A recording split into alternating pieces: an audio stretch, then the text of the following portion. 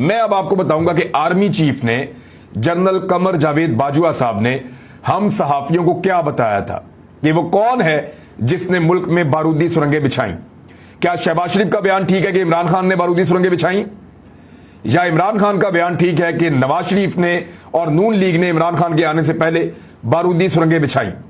इसमें जनरल कमर जावेद बाजवा साहब ने एक बड़ा फैसला कुन और बड़ी जबरदस्त बात हमें बताई थी। सहाफियों को हम लोग वहां इकट्ठे थे, उस वक्त तो हमने ये बात नहीं की, लेकिन मैं आपको पूरे वसूख के साथ और यकीन के साथ, इसलिए कि मैं उस मीटिंग में मौजूद था और बहुत सारे लोग इसकी गवाही देंगे, और क्योंकि अब ये लड़ाई हो रही है तो ये चीज अब सामने लाई जानी चाहिए कि बाजवा साहब ने हमें क्या बताया था।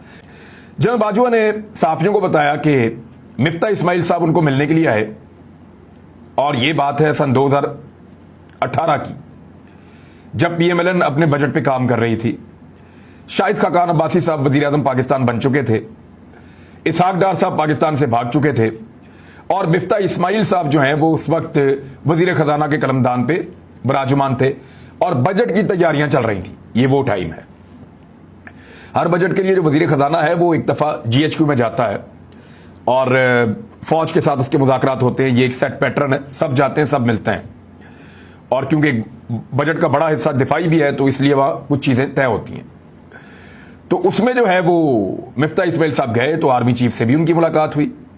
तो मिफ्ता इस्माइल ने आर्मी चीफ से कहा कि दुआ कीजिए कि 2018 में मुस्लिम लीग नून को हुकूमत ना मिले। ये बात जनरल कमर जावेद बाजवा साहब ने बताई थी। जैसे थोड़े दिन पहले कहा ना वो चौधरी गुलाम हुसैन साहब ने कि जनरल कमर जावेद बाजवा साहब ने ये बताया, और मैं दावे के साथ कहता हूं कि वो कहें कि उन्होंने नहीं बताया मुझे, कि जो 19 अरब डॉलर चाइना से आए थे उनमें से सीधे सीधे आधे पैसे ये नून लीग वाले खा गए थे, इनकी जेबों में चला गया था। ये जनरल बाजवा साहब ने बताया था चौधरी गुलाम हुसैन साहब को। मेरे साथ दर्जन भर सहाफी मौजूद थे, जहां उन्होंने बताया कि मिफ्ता इस्माइल आए मेरे पास और उन्होंने मुझे कहा कि दुआ करें जनरल साहब 2018 में हमारी हुकूमत ना आए। तो मैंने कहा क्यों? तो मिफ्ता इस्माइल ने कहा कि हमने इकोनॉमी की वो हालत कर दी है कि जो भी इस मुल्क में हुकूमत बनाएगा 3 साल तक उसकी कमरी सीधी नहीं होगी। इसहाक डार इस इकोनॉमी में ऐसी माइंड्स लगा गए हैं, ऐसा बेड़ा गर्क करके गए इस इकोनॉमी का, और ऐसे घिनौने तजर्बे करके गए हैं। और जनरल बाजवा साहब जाती तौर पे, क्योंकि वो ये बात कर रहे थे तो हमने इससे ये असेसमेंट ली कि वो जाती तौर पे बहुत खिलाफ है इसहाक डार के, कि इसहाक डार ने पाकिस्तान की इकोनॉमी को तबाह बर्बाद कर दिया है। इस मौका पर जनरल बाजवा साहब ने ये वाली मिसाल देके हमें बताया था कि दुआ कीजिएगा कि हमारी हुकूमत ना आए 2018 में। अगर हमारी हुकूमत आ गई तो हम नहीं संभाल पाएंगे इकोनॉमी, क्योंकि जो भी आएगा 3 साल तक उसकी कमर ही सीधी नहीं हो पाएगी जो इसहाक डार इस इकोनॉमी के साथ करके गया है। ये मिफ्ता इस्माइल ने आर्मी चीफ को बताया, और आर्मी चीफ ने हमें बताया। तो ये अब किसने किसके लिए माइंड्स बिछाई ये तो पता चल गया आपको, लेकिन चले इसमें एक चीज आपको और भी बता देते हैं।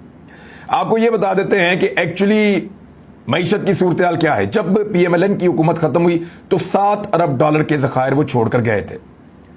7 अरब डॉलर के जखायर उन्होंने छोड़े थे जब पीएमएलएन की हुकूमत खत्म हुई थी।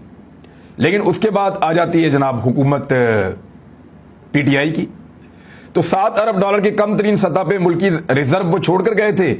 पीटीआई इसको अगस्त 2021 तक 20 अरब डॉलर तक ले गई थी।